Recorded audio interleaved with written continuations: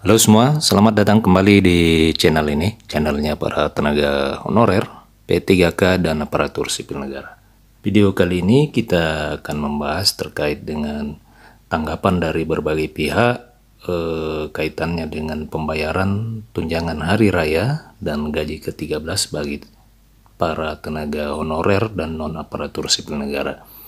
Tapi sebelum itu, untuk rekan-rekan silakan ditonton dan disimak secara lengkap video ini agar rekan-rekan bisa menerima informasi secara utuh dan menyeluruh.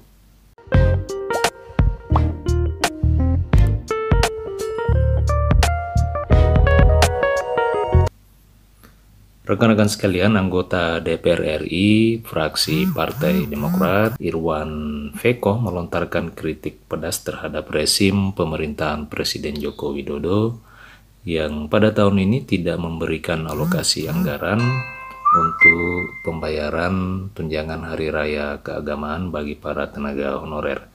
Kritik disampaikan Irwan merespon pernyataan Menteri Pendayagunaan Aparatur Negara dan Reformasi Birokrasi Abdullah Azwar Anas yang memastikan honorer tidak akan mendapatkan tunjangan hari raya keagamaan pada tahun ini, karena tunjangan lebaran itu hanya diperuntukkan bagi aparatur sipil negara termasuk P3K.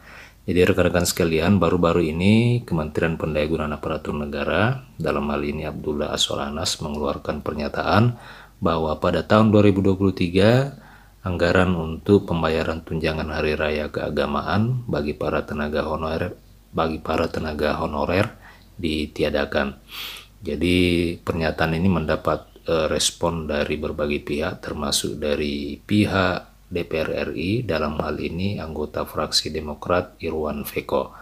Ia mengkritisi kebijakan Presiden Joko Widodo ini yang tidak mengalokasikan tunjangan hari raya keagamaan bagi para tenaga honorer.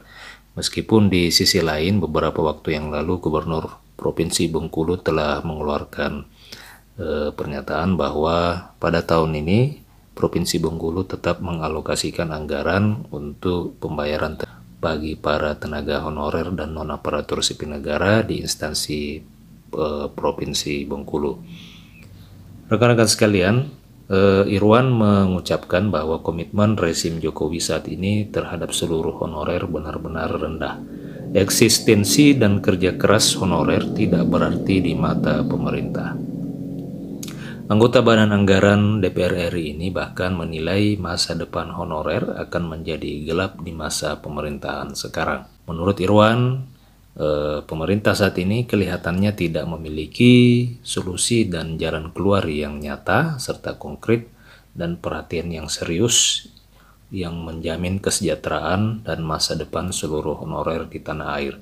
Jangankan mengangkat honorer 1,1 juta jadi PNS, menurut Irwan, seperti di era Bapak Susilo Bambang Yudhoyono, malah sebelumnya terdapat juga kebijakan pemerintahan rezim Jokowi itu rencananya akan menghapuskan tenaga honorer. Kemudian tahun ini honorer juga tidak mendapatkan alokasi tunjangan hari raya, padahal kata Irwan dulu setiap lebaran honorer mendapatkan tunjangan hari raya. Nah, ini yang dikatakan oleh Irwan, apakah kemarin-kemarin atau sebelumnya memang tenaga honorer ini memilih mendapatkan tunjangan hari raya di hari raya keagamaan? Akan tetapi yang dikatakan oleh anggota DPR ini bahwa sebelum-sebelumnya honorer itu mendapatkan tunjangan hari raya. Rekan-rekan sekalian, Irwan selaku anggota Badan Anggaran juga mengingatkan bahwa tenaga non-aparatur sipil negara juga adalah pekerja yang juga merupakan anak bangsa yang memiliki keluarga, orang tua, istri, serta anak. Lalu kemanusiaan dan keadilannya menurut Irwan itu letaknya di mana? Harusnya ada solusi THR bagi tenaga honorer yang memang merupakan abdi negara yang selama ini membantu terselenggaranya pemerintahan baik di instansi pemerintah pusat maupun di instansi pemerintah daerah. Selain itu, anggota Komisi 5 DPR tersebut juga menyayangkan kebijakan pemerintah dalam memberikan THR bagi aparatur sipil negara TNI Polri pada tahun ini. Pemerintah mampunya hanya memberikan 50% tunjangan kinerja yang dibayarkan sebelum Lebaran.